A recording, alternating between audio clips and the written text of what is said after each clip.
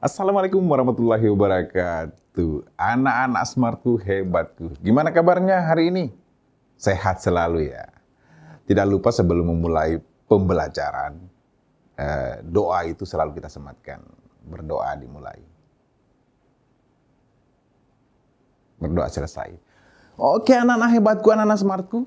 Kali ini kita berjumpa lagi dengan Askarim dan seluruh tim yang ada di studio Smart School Sulawesi Selatan. Kali ini kita akan membahas lebih mendetail mengenai teori ketimpangan sosial.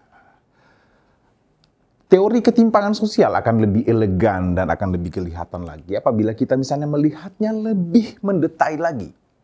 Tapi jauh sebelumnya kita akan melihat bahwa ternyata kita diperhadapkan pada realitas-realitas yang terjadi dalam kehidupan global kita. Apa realitas yang terjadi? Tidak bisa kita pungkiri bahwa dunia tidak selebar daun kelor.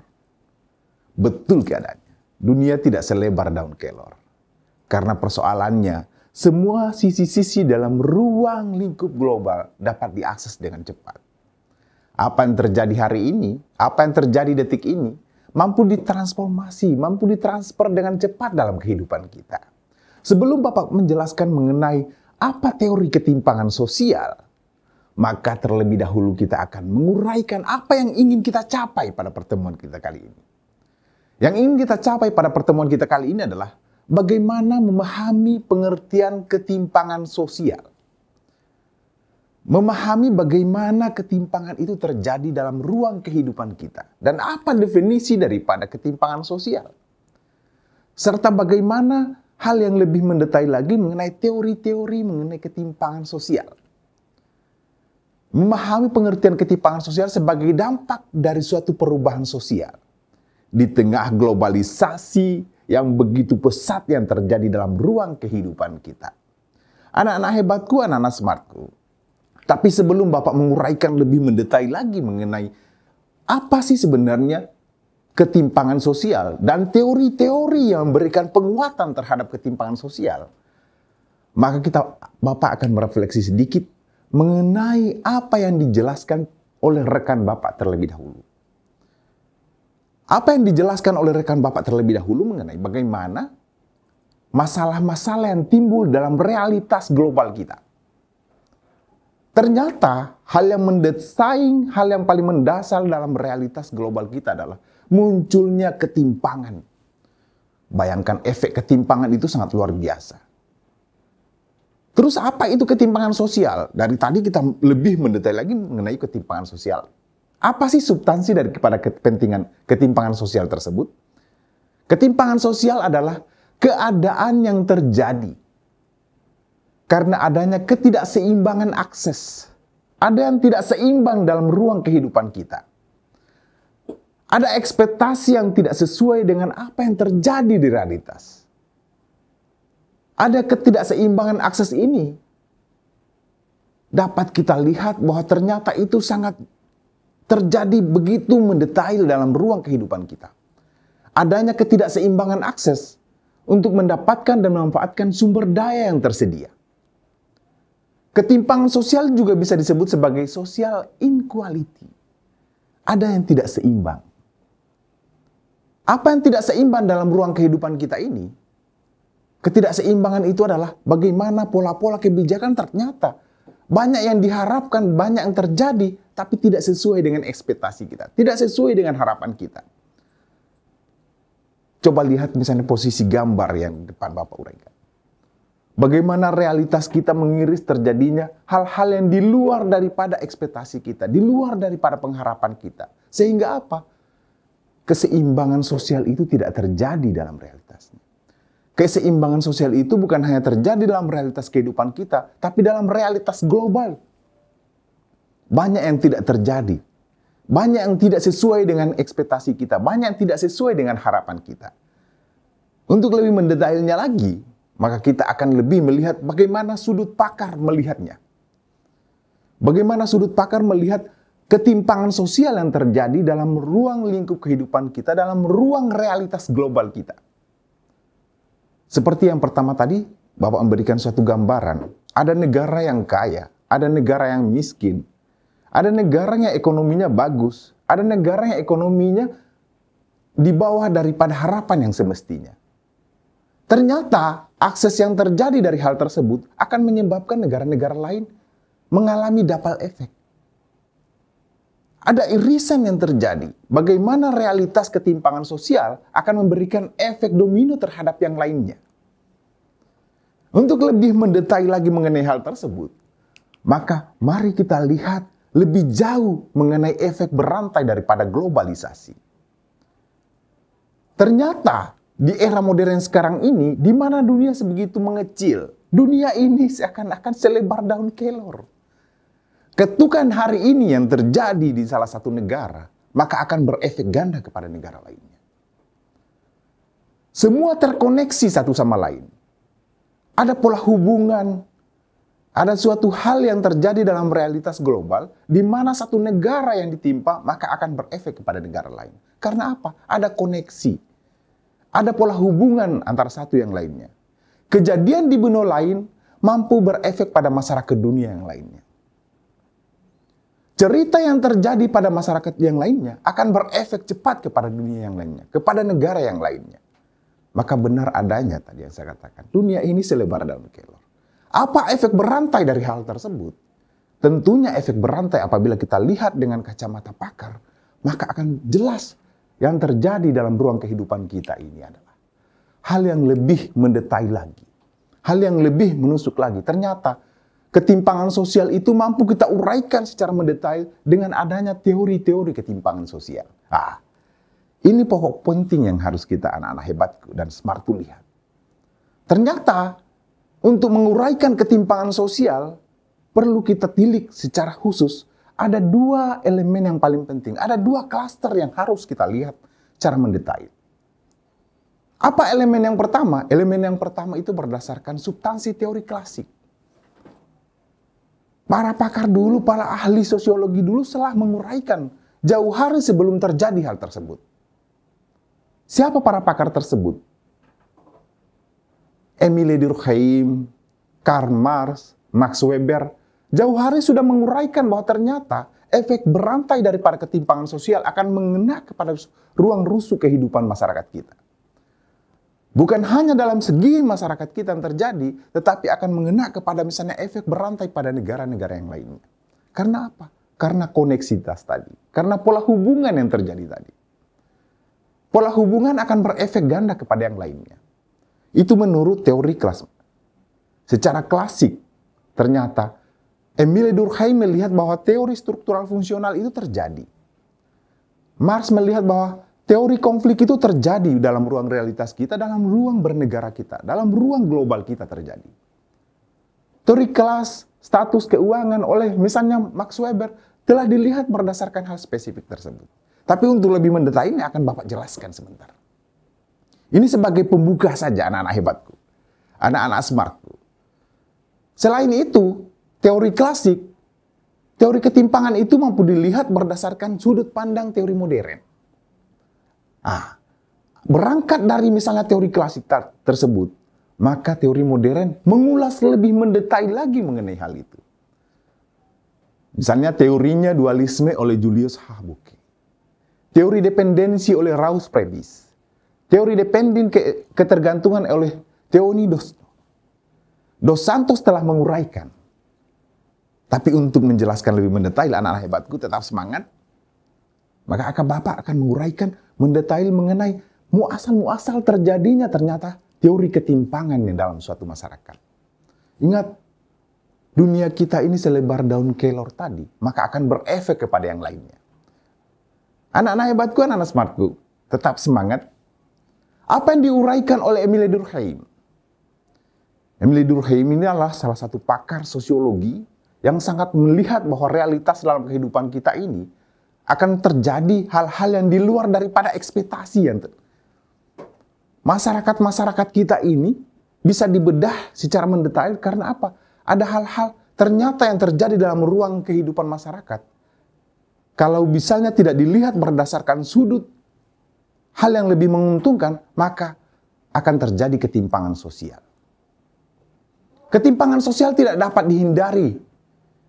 Menurut Emile Durkheim, ketimpangan sosial itu tidak dapat dihindari dan memiliki peran penting dalam masyarakat. Karena apa? Ketimpangan itu perlu dalam satu masyarakat. Supaya apa? Supaya masyarakat itu lebih energik lagi melihat. Katanya Emile Durkheim. Ini karena ketimpangan berfungsi untuk menciptakan sistem meritokrasi. Ternyata ketimpangan itu mampu memberikan suatu keuntungan, kata Emile Durkheim. Keuntungan seperti apa?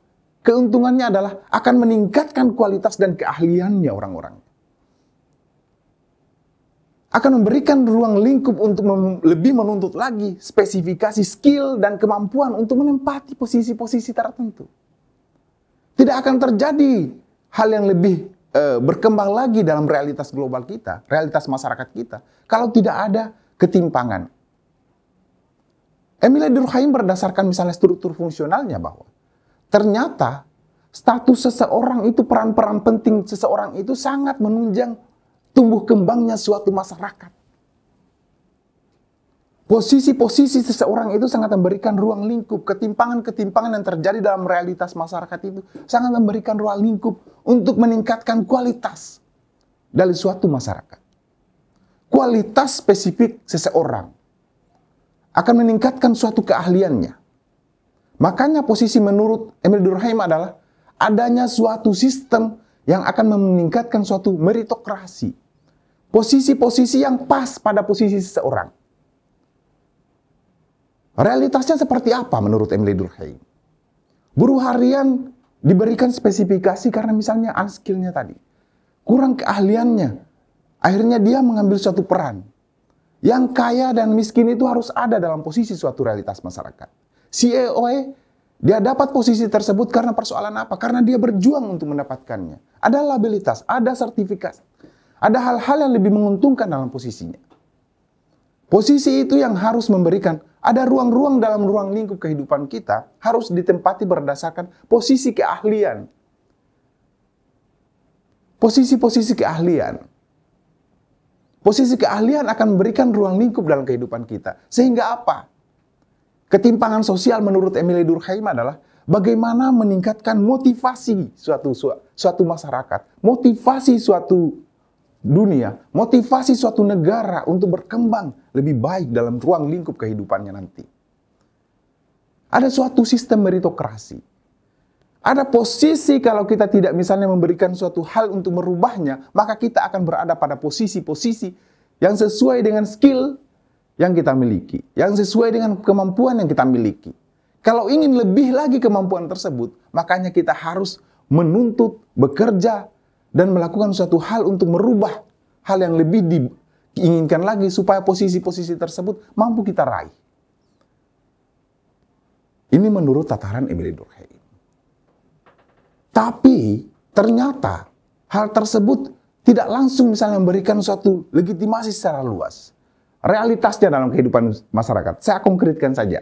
Misalnya di SMA itu terdapat kelas unggulan yang hanya dihuni oleh orang-orang jenius. Tentunya posisi-posisi tersebut akan memberikan suatu keuntungan lebih kepada kuota untuk penerimaannya. Penerimaan di SNPTN lebih banyak dibandingkan kelas-kelas di kelas reguler. Karena persoalan apa? Porsi yang mereka berikan kepada misalnya kelas tersebut lebih banyak. Lebih banyak misalnya diasah. Lebih banyak dilihat orang-orang yang dipilih untuk menempati posisi tersebut. Sehingga apa? Benefitnya akan lebih banyak pada mereka. Ini yang terjadi dalam realitas kehidupan kita. Terkadang, hal tersebut tidak bisa kita pungkiri. Banyak ruang-ruang dalam kehidupan suatu masyarakat. Banyak ruang-ruang dalam suatu hal yang lebih mendetail lagi. Kita diberikan suatu sisi keuntungan untuk itu.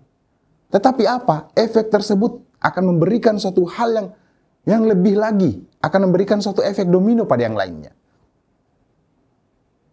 Emile Durkheim lupa bahwa ternyata hal tersebut kalau terus dipupuk akan memberikan suatu kecemburuan sosial. Malahan akan memberikan ruang-ruang masalah-masalah baru dalam kehidupannya. Ternyata ini dilihat bukan berdasarkan spesifik, hanya berdasarkan spesifik keahlian saja. Para pakar yang lain lebih mendetail lagi. Ternyata Ketimpangan sosial itu bukan hanya dilirik berdasarkan posisi meritokrasi tadi, tetapi ada ruang masalah. Ruang masalah yang terjadi dalam ketimpangan sosial. Ruang masalah apa? Menurut teori Karl Marx mengatakan bahwa masyarakat berada dalam keadaan konflik. Kita ini hidup dalam suatu masalah. Kita ini hidup dalam suatu konflik. Kita ini hidup dalam suatu kepentingan. Kenapa ketimpangan sosial terjadi? Karena memang masyarakat itu mengalami suatu konflik yang terjadi dan terus-menerus. Karl Marx mengatakan bahwa masyarakat berada dalam keadaan konflik yang tiada hentinya. Karena apa? Karena ada persaingan.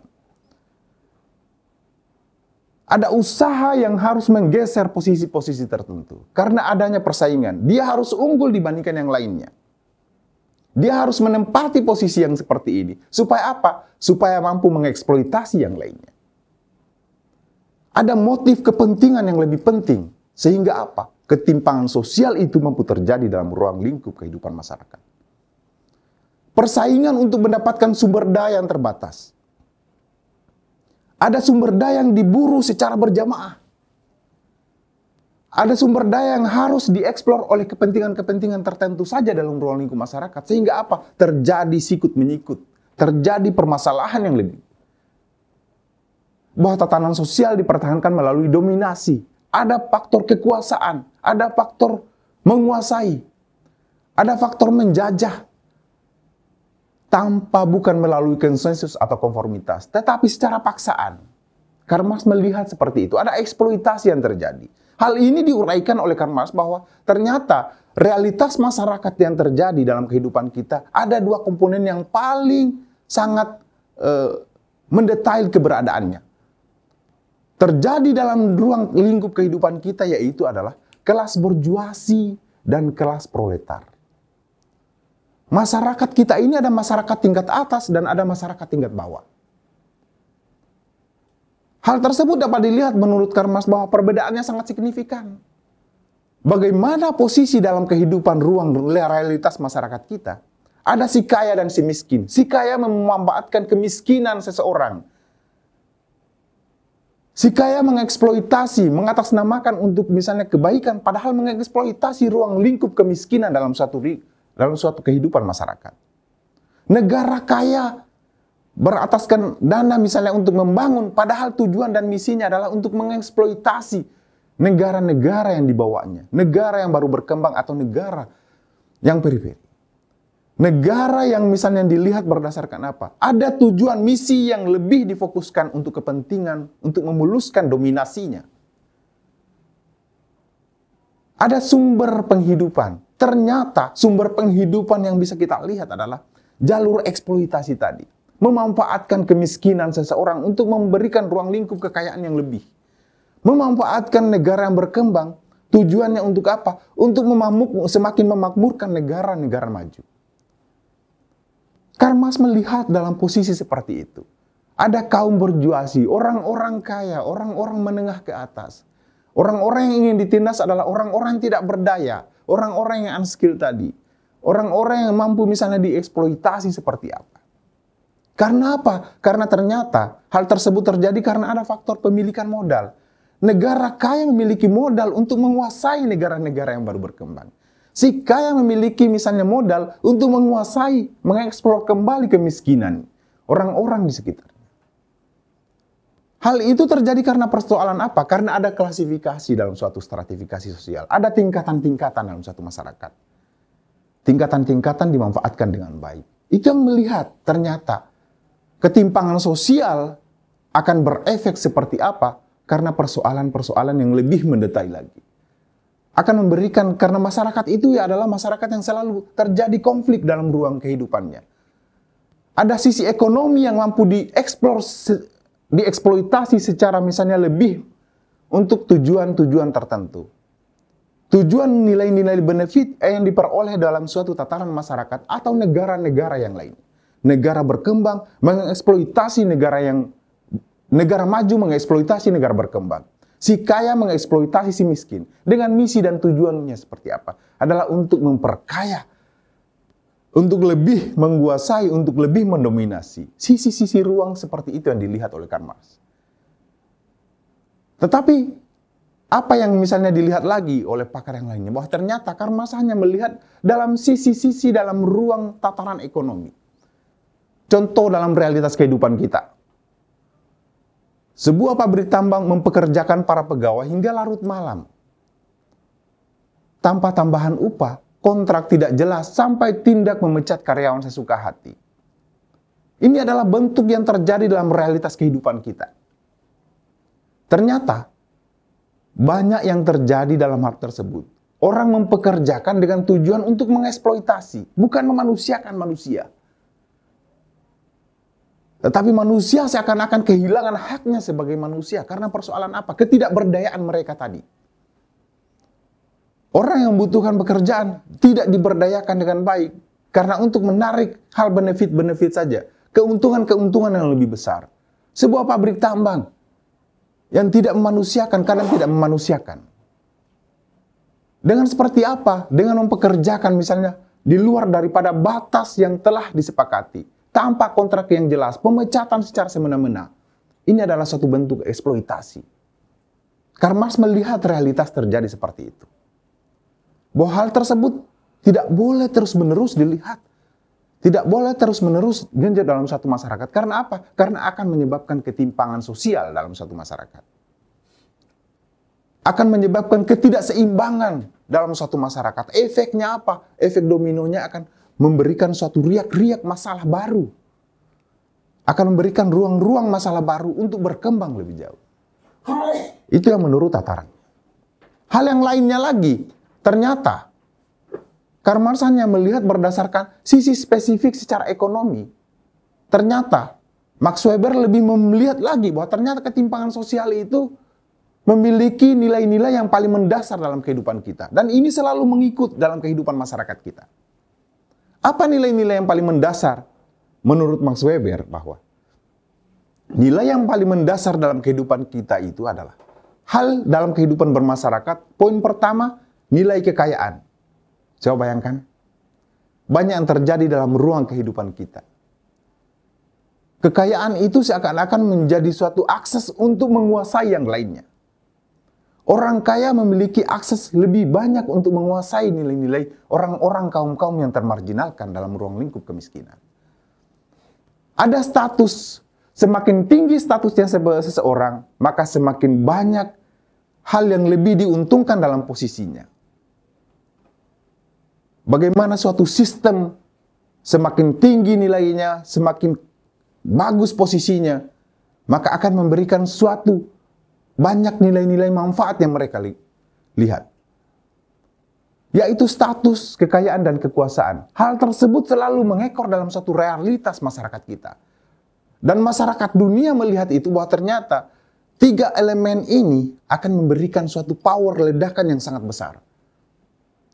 Status, kekayaan, dan kekuasaan. Tetapi hal tersebut bukan hanya serta-merta akan memberikan hal yang lainnya.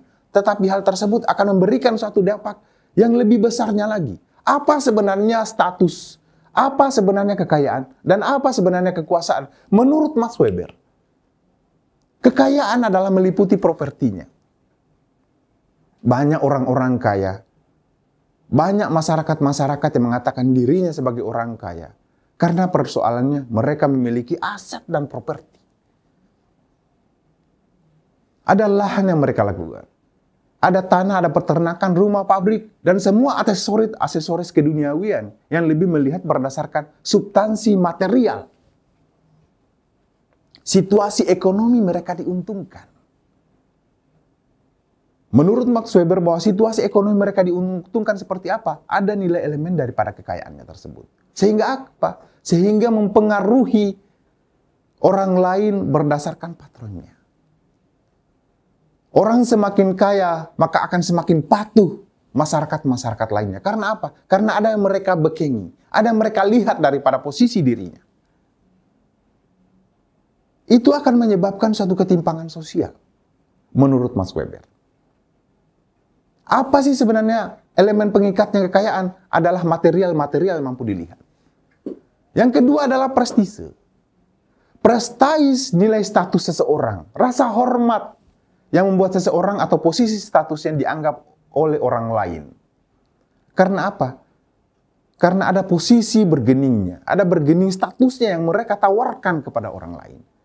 Semakin tinggi status sosialnya, semakin besar nilai pengaruhnya. Semakin tinggi, semakin besar suatu status suatu negara, maka akan semakin besar daya ledakannya. Ada power tersebut. Ada power, ada kekuasaan. Hal ini akan selalu mengikut. Status itu akan selalu mengikut dalam suatu elemen. Semakin tinggi statusnya, semakin kuat gaungannya, semakin besar ledakannya. Itu menurut Max Weber. Hal yang ketiga menurut Max Weber adalah adanya kekuasaan. Tidak bisa kita pungkari.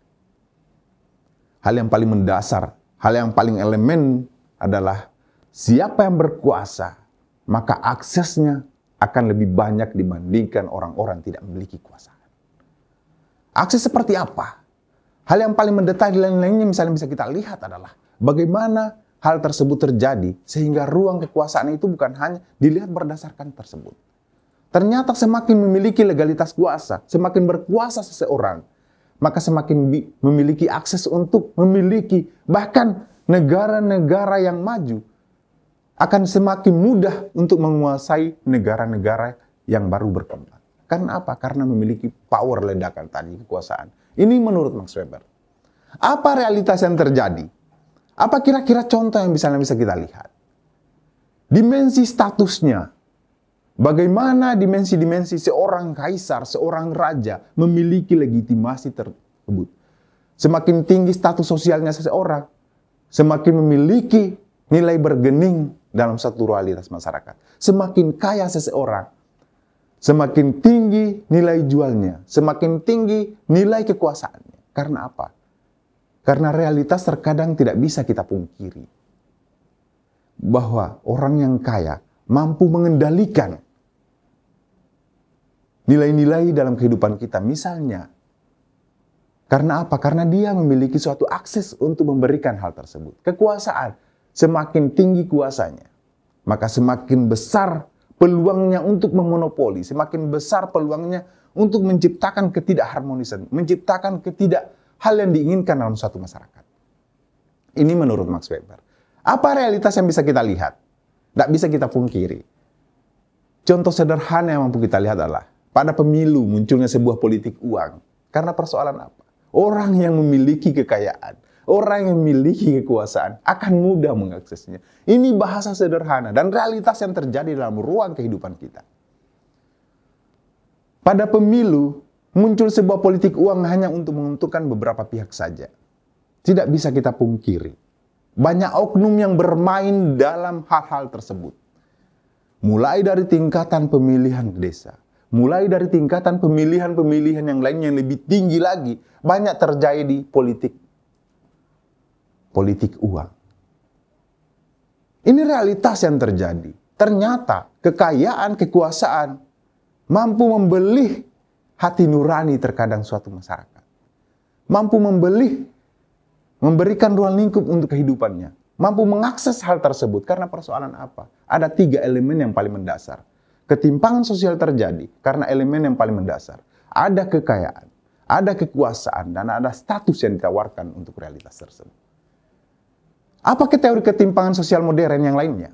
Itu menurut teori klasik. Anak-anak hebat gue, anak-anak smart gue tetap semangat ya. Apa teori ketimpangan sosial modern? Teori ketimpangan sosial modern ternyata, menurut Julius Habok, teori dualisme sosial itu terjadi dalam realitas bernegara, dalam realitas globalisasi terjadi. Teori dualisme sosial berpandangan bahwa ketimpangan antara negara maju dengan negara timur terjadi karena ada perbedaan tujuan ekonominya. Ada misi yang terselubung, ada misi yang mereka kejar yang beda antara satu dan yang lainnya. Apa misi-misi tersebut? Misi-misi tersebut berdasarkan hal yang lainnya adalah karena untuk memperkaya negaranya tersebut. Negara maju mengeksploitasi negara yang baru berkembang, tujuan utamanya adalah, substansi utamanya adalah bertujuan pada tataran ekonomi. Untuk meningkatkan kekayaan negara-negara maju. Tidak bisa kita pungkiri, banyak para investor,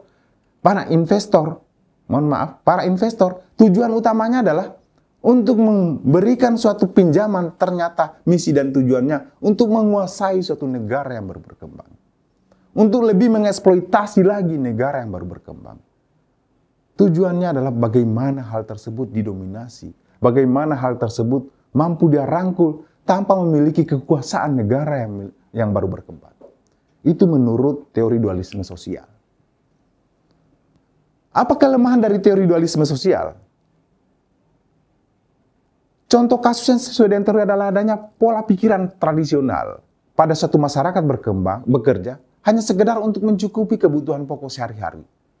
Ternyata kelemahan teori dualisme sosial ada nilai-nilai kepasrahan dalam satu masyarakat. Ada nilai-nilai kepasrahan dalam suatu negara. Pasrah bila negara-negara menguasainya.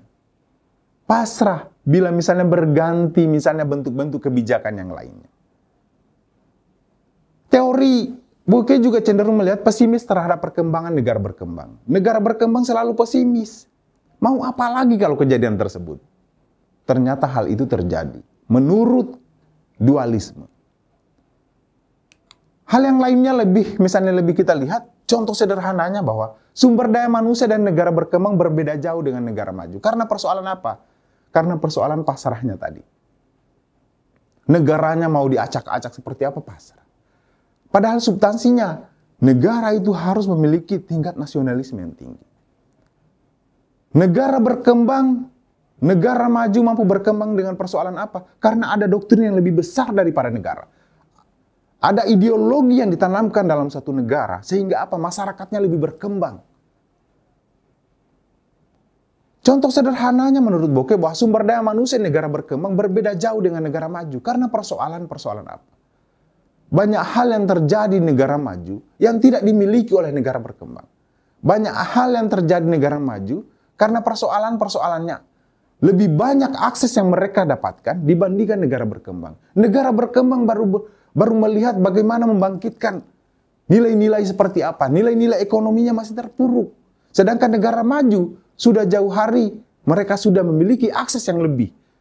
Bidang-bidang tertentu memiliki akses. Negara-negara berkembang menurut Burke bahwa negara baru berusaha, mereka sudah maju.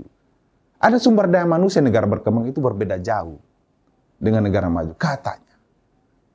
Itu menurut teori dualisme.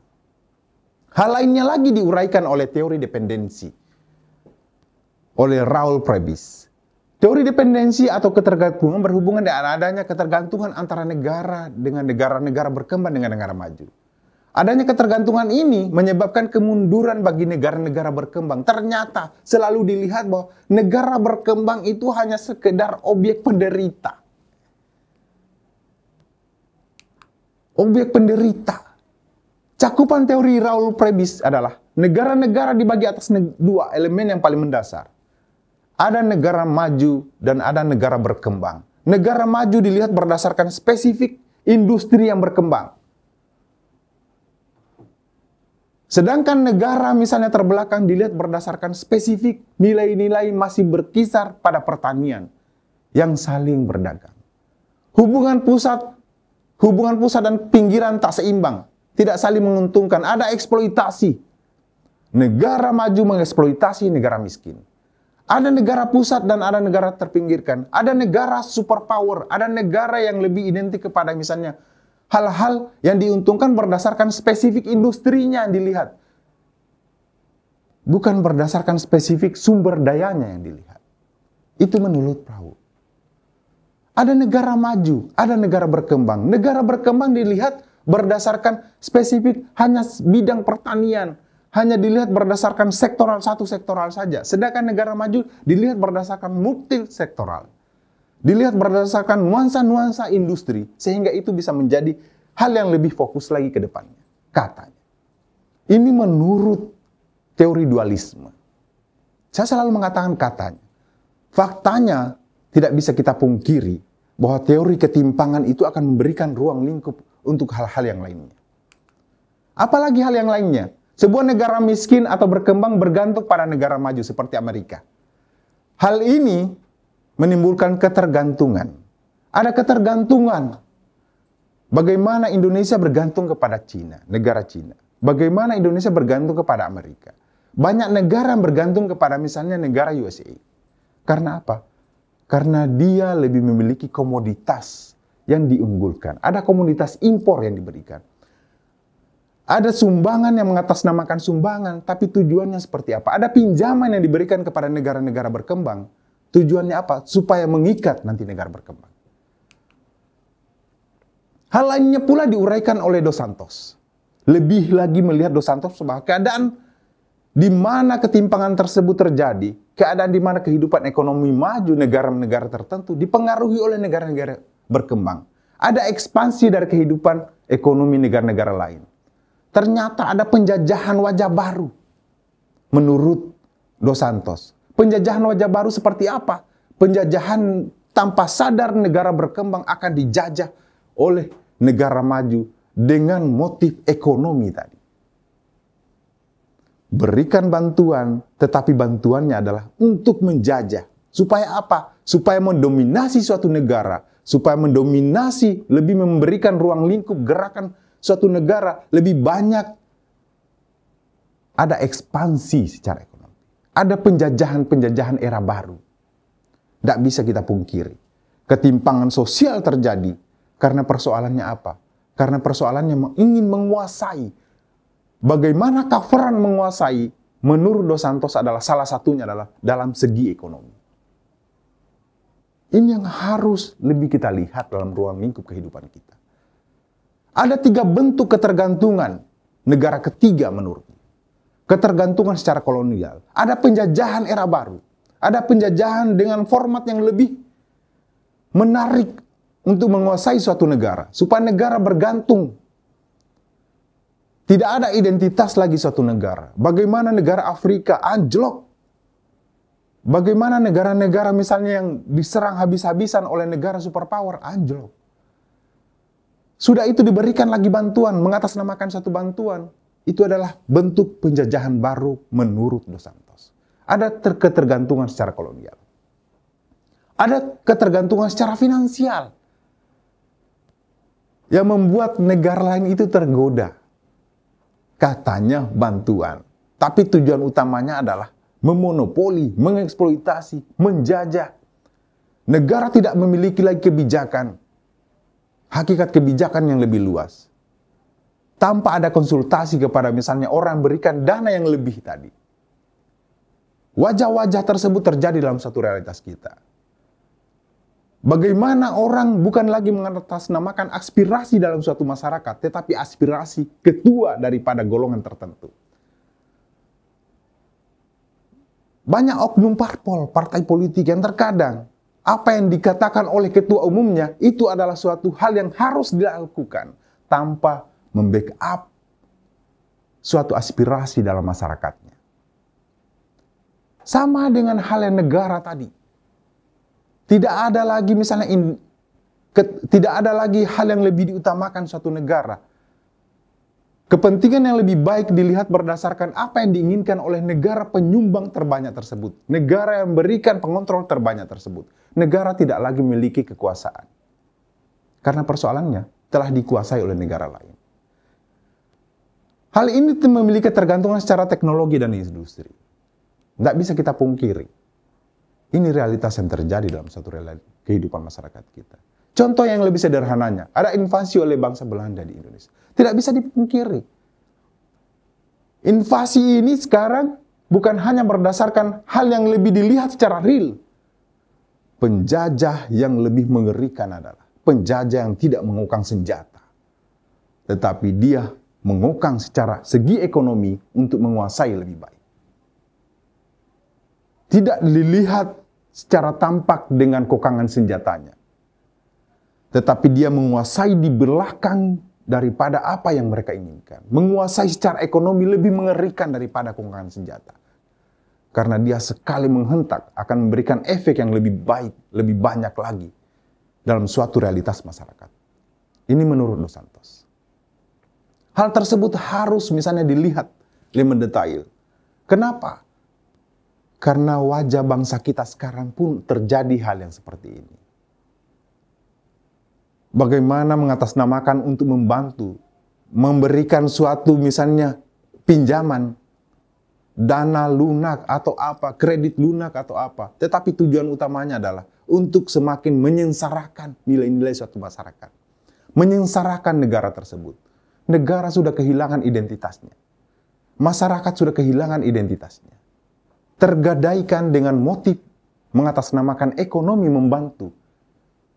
Tergadaikan jiwa suatu negara, tergadaikan jiwa suatu masyarakat, tergadaikan jiwa misalnya identitas seseorang. Memilih bukan berdasarkan hati nurani lagi, tapi memilih berdasarkan berapa banyak nilai benefit yang mereka dapatkan. Ketimpangan sosial akan terjadi dalam ruang kehidupan kita karena persoalan-persoalan seperti itu. Ini harus dilihat secara mendetail. Oke, anak-anak hebatku, anak-anak smartku, Bapak akan memberikan hal yang lebih mendetail lagi untuk memberikan suatu penguatan. Kalau contoh soal seperti ini, kira-kira apa yang ada di benak anak-anak hebatku? Apa yang anak-anak hebatku bisa misalnya memberikan suatu tafsiran? Apa yang terjadi? Apa telah menjelaskan secara mendetail tadi? Bagaimana teori untuk melihat sisi daripada realitas global masyarakat, realitas dalam kehidupan kita. Ada dua klaster yang harus kita lihat. Adalah teori berdasarkan teori klasik dan teori modern. Teori klasik dan teori modern beda secara penglihatannya, tetapi tujuan substansinya sama. Bagaimana melihat ketimpangan terjadi. Anak-anak hebatku, kalau misalnya melihat soal seperti ini, kira-kira apa jawabannya? Sistem perdagangan bebas merugikan negara-negara pengekspor bahan mentah, negara periferi, dan menguntungkan negara-negara industri kaya untuk mengeksplor hasil industri negara-negara pusat. Hal ini merupakan ketimpangan menurut teori? Ayo. Yang benar adalah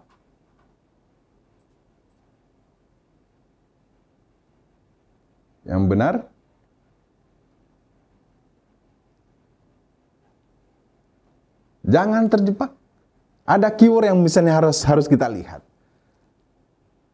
Perdagangan bebas merugikan negara-negara pengekspor bahan mentah. Menguntungkan negara-negara industri kaya mengekspor hasil industri. Hal ini merupakan ketimpangan menurut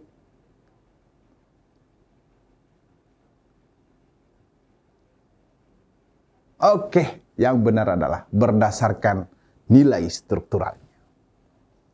Ternyata pilihan A itu lebih tepat dibandingkan yang lainnya. Pilihan A lebih melumuraikan lagi bahwa ternyata dalam suatu masyarakat itu ada suatu status, ada kekayaan, ada hal yang lebih diuntungkan lagi. Mas Weber melihat bahwa ternyata nilai-nilai status, nilai-nilai kekayaan, nilai-nilai lebih diuntungkan lagi, nilai-nilai prestasi tadi lebih diuntungkan lagi untuk menguraikan lebih jauh. Oke, anak-anak hebatku, yang mau bertanya silakan, saya persilakan dengan hormat. Sebagai satu penguatan, kemiskinan dan kesenjangan yang mencapai level ekstrim adalah hantu. Menyerang di era di mana dunia mempertontonkan kemajuan hebat. Dalam dunia ilmu, pengetahuan, teknologi, industri, dan kekayaan. Kondisi ini sangat mengerikan dengan adanya perbudakan dan apartheid yang dianggap sebagai kejahatan sosial. Ingat, jangan pernah kehilangan identitas diri. Jangan pernah kehilangan identitas bernegara. Jangan gadaikan negara kita dengan tujuan untuk memuliakan kepentingan secara sektoral. Jangan gadaikan jiwa kita untuk kepentingan sesaat. Ketimpangan sosial terjadi, ketidakseimbangan sosial terjadi apabila kita kehilangan identitas diri. Ketimpangan sosial terjadi dalam satu negara apabila negara tersebut telah kehilangan jati dirinya. Kehilangan jati dirinya sehingga apa? Sehingga negara lain mampu mengacak-ngacak suatu negara. Sehingga apa? Sehingga masyarakat lain, oknum-oknum mengatasnamakan masyarakat, lebih mengacak-ngacak suatu identitas diri tersebut. Tetap smart, tetap memberikan ruang yang lebih baik ke depannya. Tetap positif, anak hebatku. Wabillahi taufiq wal hidayah. Assalamualaikum warahmatullahi wabarakatuh. Sampai ketemu lagi.